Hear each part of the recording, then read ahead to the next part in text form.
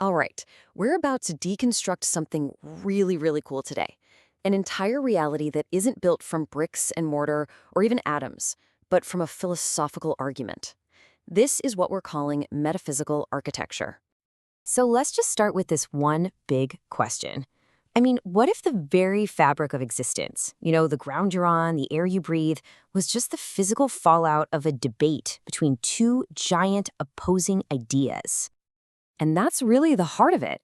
Metaphysical architecture is a system where a being's will and consciousness don't just influence reality, they are the framework of reality.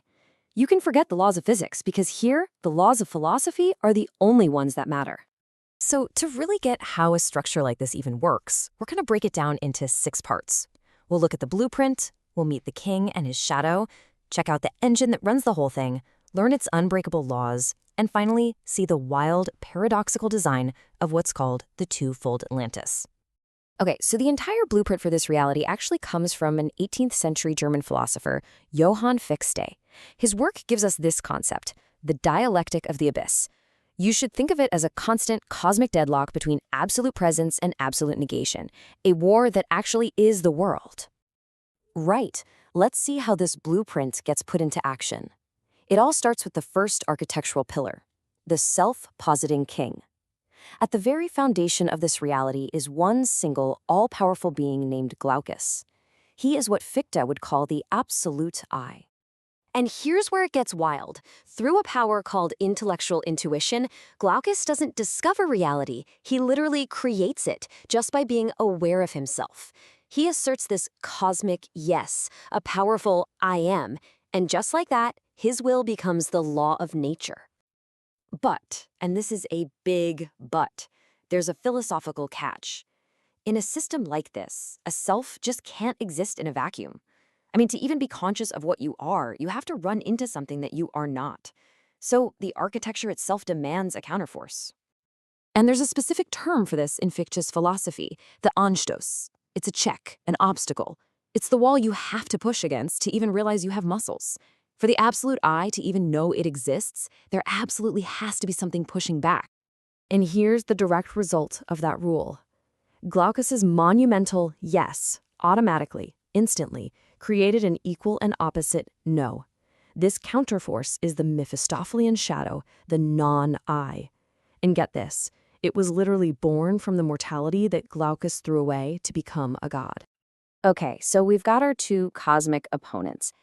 But how do they actually, do anything?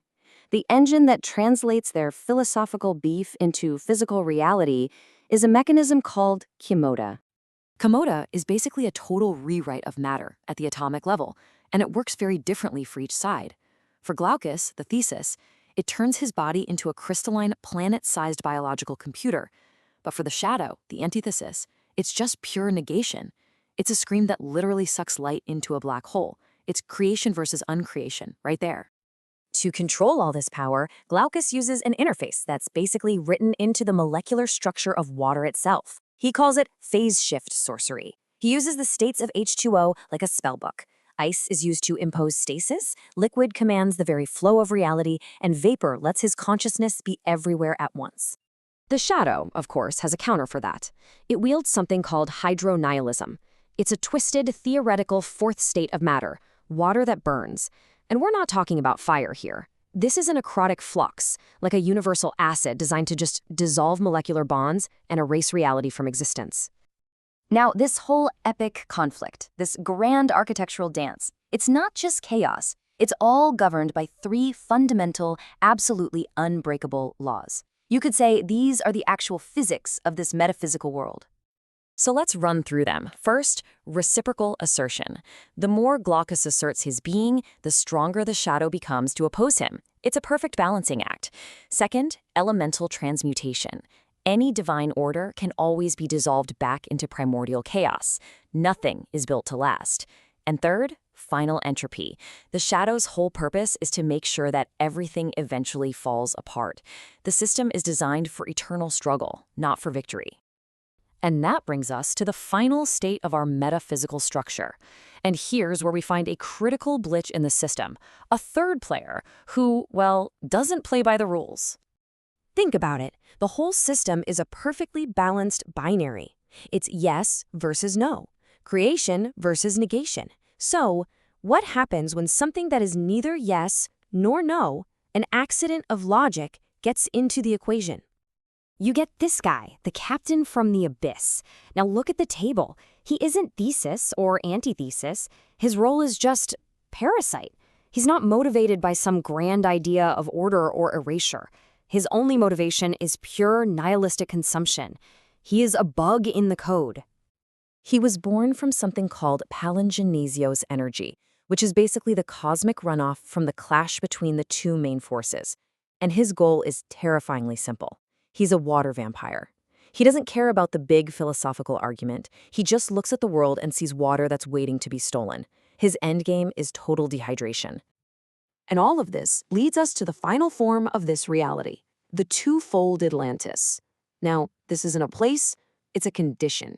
It's a philosophical trap where the highest point of divine creation is forever being stalked by two threats, the absolute nothingness of the shadow and the creeping dryness of the captain. So what does this all mean? Well, this entire metaphysical architecture seems to lead to one single, inescapable conclusion. Absolute power is a self-defeating loop. The design itself guarantees its own failure. And that's because the whole system is built on that law of reciprocal assertion. Every single act of creation, every powerful declaration of I am, is just more fuel for the fire of the shadow, whose only job is to whisper back, you are not. The very act of building the wall just gives your enemy the stones to tear it down. Which leaves us with one last kind of mind-bending thought. If the very act of declaring your own absolute existence must create the force of your own non-existence, then is it even possible to be truly, absolutely, and singularly I am? Or is absolute existence itself a logical impossibility?